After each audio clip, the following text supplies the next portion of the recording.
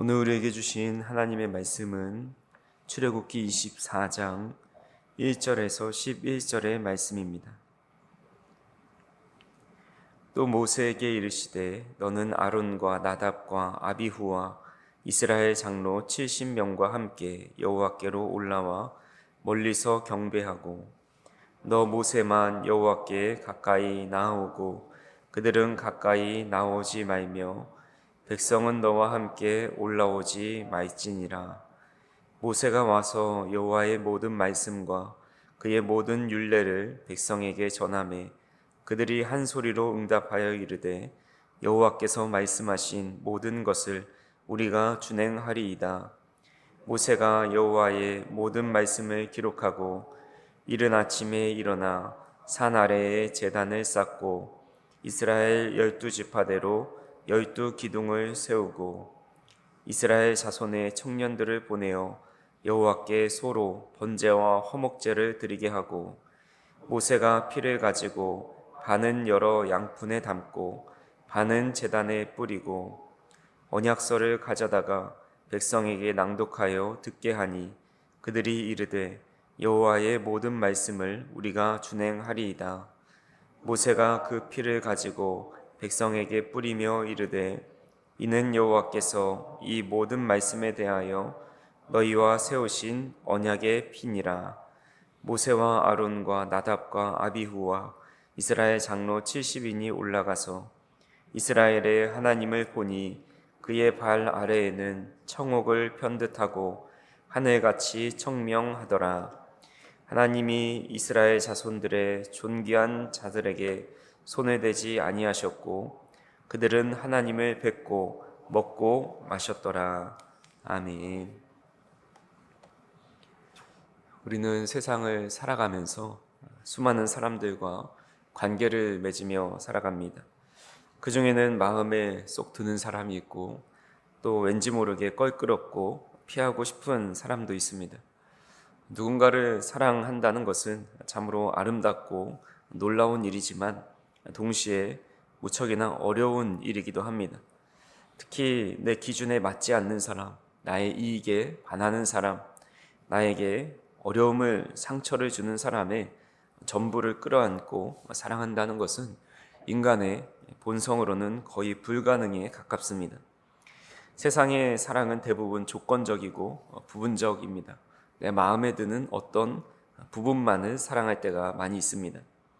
하지만 오늘 우리가 읽은 본문 말씀은 조건과 한계를 뛰어넘어서 우리의 전부를 끌어안고 사랑하기로 작정하신 그 하나님의 모습을 보게 됩니다. 이스라엘 백성들은 오랜 세월 애굽의 노예로 짓밟히며 살아갔습니다. 그들에게는 하나님의 사랑을 받을 만한 자격도 또 조건도 내세울 만한 어떤 매력도 없었습니다. 하지만 하나님은 그들을 애굽에서 인도해 내셨고 광야를 지나 마침내 시내 광야에서 또 시내 산으로 인도하셨습니다. 그리고 오늘 본문인 24장에 이르러서 하나님은 시내 산 자락에서 이스라엘 자손과 역사적인 언약을 체결하십니다. 언약을 체결하신다라는 것은 이제부터 창조주 하나님께서 보잘것없는 이스라엘 백성들의 참 하나님이 되시고 그들을 보석과 같이 가장 소중한 존재로 여겨주신다라는 겁니다. 비록 이스라엘이 연약하고 때로는 넘어질지라도 어떤 일이 있어도 끝까지 붙들고 포기하지 않겠다는 하나님의 사랑이 이 언약 안에 담겨 있습니다. 우리는 흔히 언약을 세상의 계약과 혼동할 때가 있습니다. 하지만 이 둘은 본질적으로 다르지요. 세상의 계약은 철저히 조건적입니다. 쌍방이 합의한 계약을 한쪽에서 위반하거나 어기면 그 계약은 즉시 파기되고 무효가 됩니다. 그래서 우리도 하나님과의 관계를 맺어갈 때에 나의 어떤 행위를 통해서 하나님과 그 계약이, 언약이, 약속이 지속되거나 아니면 그렇지 않게 된다라고 여길 때가 있습니다. 하지만 하나님께서 우리와 맺으신 것은 계약이 아니라 언약입니다.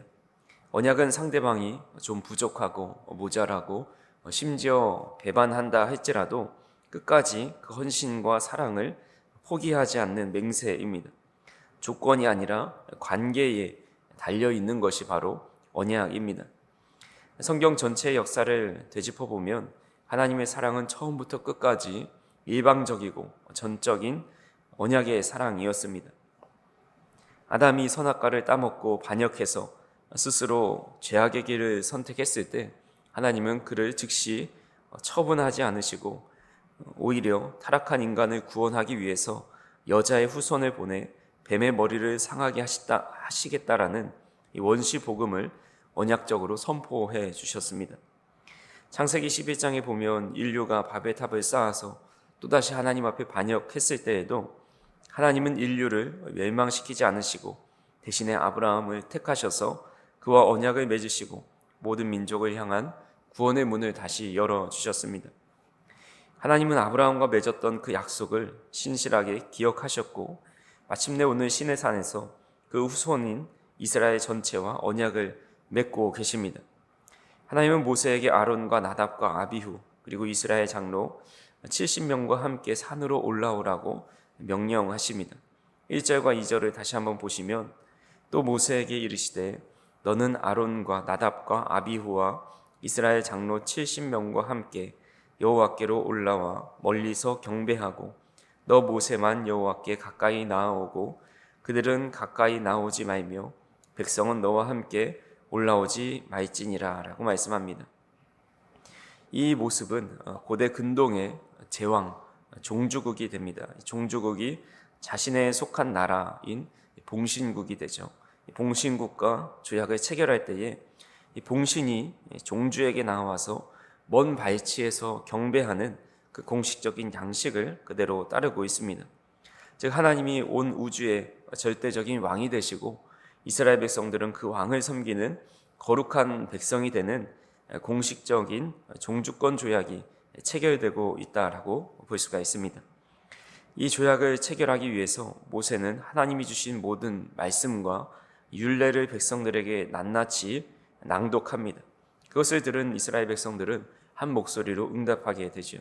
3절의 말씀을 보면 모세가 와서 여호와의 모든 말씀과 그의 모든 율례를 백성에게 전하매 그들이 한 소리로 응답하여 이르되 여호와께서 말씀하신 모든 것을 우리가 준행하리이다 라고 대답합니다.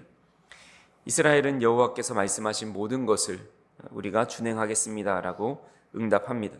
이후에 모세는 12지파를 상징하는 12기둥 12개를 돌기둥 12개를 세우고 제단을 쌓아서 하나님께 번제와 화목제를 드립니다. 그리고 이 언약식은 모세가 짐승의 피를 이 언약식 이후에 모세가 짐승의 피를 백성들에게 뿌리게 됩니다. 8절에 보시면 모세가 그 피를 가지고 백성에게 뿌리며 이르되 이는 여호와께서 이 모든 말씀에 대하여 너희와 세우신 언약의 피니라 라고 말씀합니다.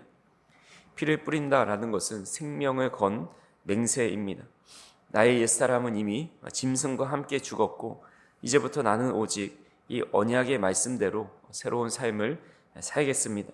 만약 이 언약을 어긴다면 내 생명도 이 짐승처럼 이 짐승의 피처럼 쏟아지는 것이 마땅합니다라는 무서우면서도 비장한 결단의 서약입니다. 동시에 이 피는 하나님의 편에서의 맹세이기도 합니다. 내가 너희를 향한 이 구원과 사랑의 언약을 지키기 위해서 내 생명과 전부를 걸겠다는 하나님의 사랑의 확증입니다. 피로써 언약이 체결되자 놀라운 기적이 일어납니다. 하나님께서 그들을 가까이 불러 세우는 겁니다. 죄인이 감히 접근할 수 없었던 그 거룩하신 하나님 앞에 이들이 나아가게 됩니다. 9절에서 10절에 보시면 모세와 아론과 나답과 아비후와 이스라엘 장로 70인이 올라가서 이스라엘의 하나님을 보니 그의 발 아래에는 청옥을 편듯하고 하늘같이 청명하더라 라고 말씀합니다. 본래 죄를 가진 인간이 거룩하신 하나님을 뵈면 그 영광 때문에 그 무게를 감당하지 못하고 즉시 죽게 됩니다. 그러나 피의 언약 안에 들어온 이들은 죽지 않고 오히려 하나님의 발등상을 보게 됩니다. 그 발 아래에는 맑고 투명한 사파이어, 즉 청옥으로 푸르게 빛나고 있었습니다. 그래서 우리가 서양의 성당 같은 데를 가보게 되면 이 하나님의 임재를 상징하는 것을 표현할 때에 이 성당의 스테인글라스에서 짙은 푸른색, 사파이어 블루라고 하는데 그 색으로 표현한 것이 바로 이 구절에서 유래되었습니다. 그 청옥에 서 계시는 하나님의 임재를 상징하고 있는 겁니다. 하나님은 그것에서 하늘 잔치를 열어주십니다. 11절에 보니까 하나님이 이스라엘 자손들의 존귀한 자들에게 손을 대지 아니하셨고 그들은 하나님을 뵙고 먹고 마셨더라 라고 말씀합니다. 이 얼마나 벅찬 감동의 장면입니까? 창조주 하나님께서 피조물 인간에게 놀라운 그 상을 차려주시고 그들이 함께 먹고 마시는 거룩한 만찬이 열렸습니다. 이 모습은 우리가 신약시대로 넘어와서 예수님께서 베풀어 주신 최후의 만찬의 모습을 상징합니다. 이스라엘 백성들은 시내산에서 모든 말씀을 준행하리라 라고 약속했지만 그들의 결심은 며칠을 가지 못합니다. 금송아지를 만들고 음행하고 끝없이 하나님을 배반합니다. 개약의 관점으로 보면 이스라엘은 수천 번도 더 진멸당해야 마땅합니다. 하지만 하나님은 언약을 맺으셨기 때문에 그들의 백성을 포기하지 않으십니다. 수많은 선지자를 보내셔서 회개를 촉구하시다가 마침내 하나뿐인 독생자 예수 그리스도를 이 땅에 보내십니다. 그리고 예수님은 그때의 거룩함을 다시 재현하는 그런 성만찬의 자리로 제자들을 초청해 주십니다. 그래서 고린도전서 11장 25절에 보면 이 잔은 내 피로 세운 새 언약이니 이것을 행하여 마실 때마다 나를 기념하라 라고 말씀합니다. 하나님께서 이스라엘 백성들과 피로 세운 언약, 그것이 예수님이 오셔서 새 언약이 되셔서 우리에게 짐승의 피로는 결코 다 씻을 수 없었던 그런 우리의 죄악과 반역을 다 씻어주시고 그 계약이 오늘도 여전히 동일하다. 예수님을 통해서 다시 한번 우리와 맺어주고 계십니다. 그래서 이런 하나님의 은혜를 우리가 받은 우리는 우리의 장점만을 사랑하신 것이 아니라 우리의 허물과 죄악과 수치스럽고 연약한 모습까지도 다 끌어안으시고 결국은 하나님의 언약을 이뤄가시면서 우리를 전부 우리의 부족한 모든 부분까지도 사랑하신 그 하나님의 사랑을 깨달을 수 있어야 합니다. 이 크고 놀라운 언약 백성으로 부름받은 우리는 하나님의 전부를 사랑함이 마땅합니다. 우리의 삶에 좋은 일을 주실 때에나 혹 고난을 주실 때에나 쉴만한 물가로 인도하실 때에나 마른 광야로 인도하실 때에나 우리도 하나님이 우리를 전부 사랑하셨듯이 우리는 언제나 하나님을 사랑하는 마음을 가져야 합니다. 그리고 하나님이 우리의 전부를 사랑하셨듯이 우리의 삶의 자리에서 이웃의 전부를 사랑하는 그런 마음을 가져야 합니다. 부분적으로 사랑하기는 쉽습니다. 내게 잘해주는 사람, 나와 뜻에 맞는 사람만 골라서 사랑하는 것은 이방인들도 얼마든지 할 수 있는 일입니다. 하지만 우리의 마음에 들지 않는 사람, 내게 상처를 준 사람, 연약하고 모난 사람의 그 전체를 품고 살아가는 그 사랑하는 마음은 오직 우리를 사랑하신 그 하나님의 사랑을 깨달을 때에만이 할 수 있는 놀라운 사랑입니다. 그래서 저 어린 성도님들이 머무는 가정과 일터 그리고 교회 안에서 서로를 사랑하고 끝까지 끌어안는 그런 하늘의 잔치가 날마다 풍성하게 열릴 수 있기를 간절히 소망합니다. 하나님께서 아브라함과 언약을 맺으시고 그 언약을 기억하셨다가 이스라엘 백성들과 시내산에서 언약을 맺으시고 그들이 부패하고 타락함에도 불구하고 예수 그리스도를 통해서 새 언약을 내려주신 그 하나님의 놀라우신 사랑을 이 사순절 기간에 더 깊이 깨닫고 또 우리도 주님을 더 사랑하고 이웃사랑을 실천하며 살아가는 저희 성도님들이 되시기를 간절히 소망합니다. 기도하시겠습니다.